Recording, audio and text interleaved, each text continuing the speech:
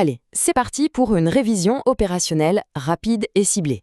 On va se concentrer sur nos fondamentaux. L'idée, c'est d'aller droit au but, de revoir ensemble les gestes, les principes, bref, tout ce qui fait notre efficacité sur le terrain. On le sait bien, sur le terrain, chaque seconde compte. Et bien ici, c'est pareil, on ne va pas perdre de temps. Allez, on attaque. Alors, au programme, on va suivre le cheminement logique de l'eau. D'abord, l'alimentation, la source, ensuite l'établissement, comment on amène la force sur place, puis l'attaque, le moment où on maîtrise le feu, et pour finir, évidemment, la coordination et la sécurité, la clé de voûte de tout le reste. 4 étapes, 4 piliers, simple, efficace. Bon, on commence par le commencement, l'alimentation. C'est la toute première étape et elle est critique. C'est simple, hein, pas d'eau, pas d'action.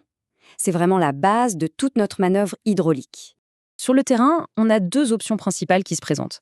Soit on a la chance d'avoir un hydrant sous la main, un poteau, une bouche d'incendie, et on se branche dessus.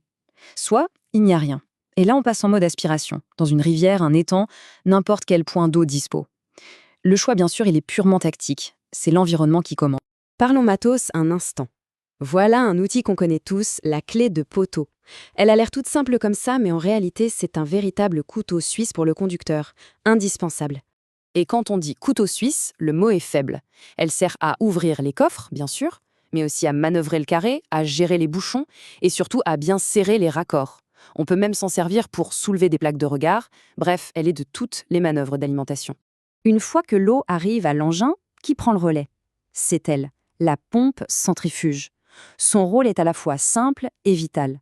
Elle prend l'eau qui arrive et, grâce à la force centrifuge, elle la projette avec la pression nécessaire pour l'attaque. C'est le cœur de notre camion.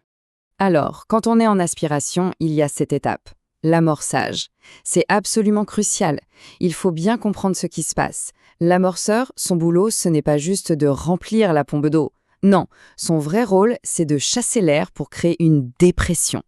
C'est ce qui va garantir une pression parfaitement stable et fiable pour les équipes d'attaque.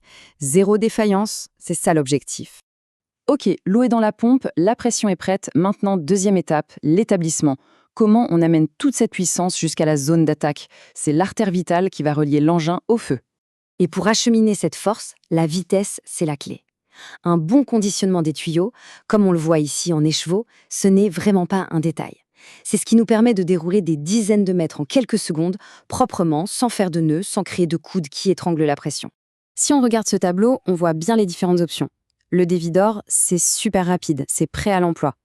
La couronne, c'est parfait pour un stockage compact. Et les chevaux, c'est le top pour le portage et le déploiement à bras. Chaque méthode a son avantage tactique, tout dépend de la mission. Un établissement, ce n'est pas toujours une seule ligne droite vers le feu. Souvent, on a besoin de multiplier les actions. C'est là qu'interviennent les divisions. C'est une pièce maîtresse. Avec une seule grosse alimentation, on peut créer 2, 3, voire 4 lignes d'attaque pour traiter plusieurs foyers en même temps.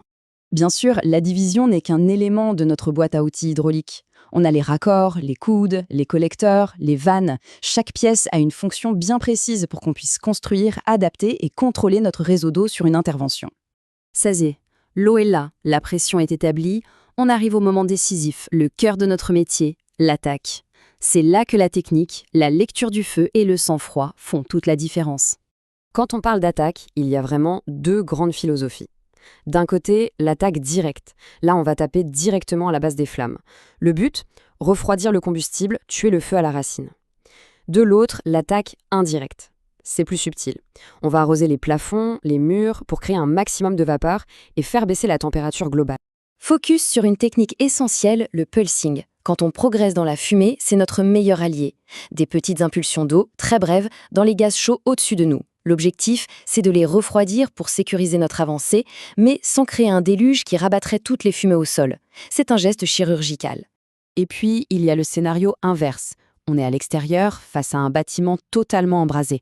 Là, on change de braquet. C'est l'attaque massive. On fait des grands mouvements amples avec la lance, en Z, en O, en T, en 8, pour arroser un maximum de surface et faire tomber l'intensité du feu rapidement. C'est une attaque de débordement. Attention, l'eau ne fait pas tout. Contre certains feux, elle est même contre-productive. Regardez ce tableau. Sur un feu d'hydrocarbures, un feu de classe B, l'eau seule est totalement inefficace. C'est là que la mousse devient indispensable. Elle va créer un tapis isolant qui étouffe le feu en le privant d'air. On a vu l'eau, les tuyaux, les techniques d'attaque, Mais tout ça ne vaut rien sans le dernier pilier, qui est en fait le plus important, la coordination et la sécurité. C'est ce qui sous-tend absolument toute l'opération. Cette citation, elle dit tout. La coordination est la base de tout. Et comment on assure cette coordination? Par la communication.